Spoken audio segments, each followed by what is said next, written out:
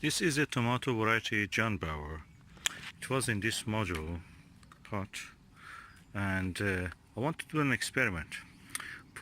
Instead of potting them up, I just directly put them separate in the soil close together, not very far.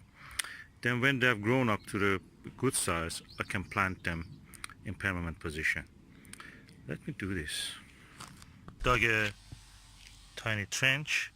I put them around 10 centimeter, 3 inches apart.